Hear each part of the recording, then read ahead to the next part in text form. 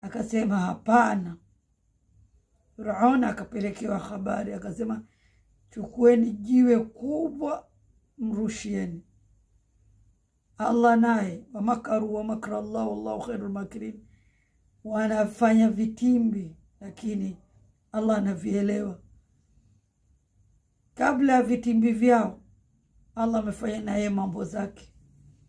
Kivipi? Firaun watu wake walitaka kumwadhibu akiwa duniani.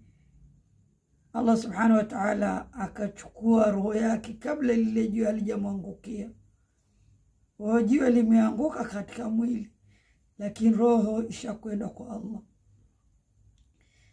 Mraatu Firaun amemchagua Allah, ameacha nyumba, ameacha dunia na starehe zake. Akamchagua nani? Allah subhanahu wa ta'ala, na akaomba vitu vile aweke naye mbali, anamfanyia takhfifu hizi adhabu. Wa Allah siku ya tatu akachukua roho yake. Wale waliotaka kumwadhibu, kumtesa duniani, wakatesa mwili, roho ishaondoka. Wa ila huna aqif. Wassalamu alaikum wa rahmatullahi wa barakatuh.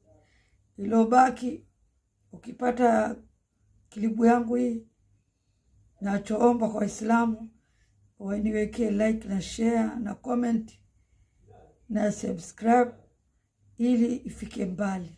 Waislamu wamuelewe mraatu Firaun, mke wa Firaun, namna alivyomkataa na akaelekea kwa Allah na akafa katika adhabu, na namna Allah subhanahu wa ta'ala alivyomwonea huruma akachukua roho yake kabla hajapigwa jiwe lile kubwa na kuteseka. Ukishikamana dini ya Allah, Allah yuko pamoja na wewe, usihofu. Mtume sallallahu alaihi wasallam alipoingia katika gharu Hira aliambiwaje? La tahzani inna Allah maana, usihuzunike, Allah yuko pamoja nawe. Wayo la takhaf wala tahzan. Aliambiwa mama wa Nabii Allah Musa, inna raduhu ilayka wa ja'iluhu min al-mursalin. Usihuzunike wala usiogope, sisi tutakurudishia mtoto wako.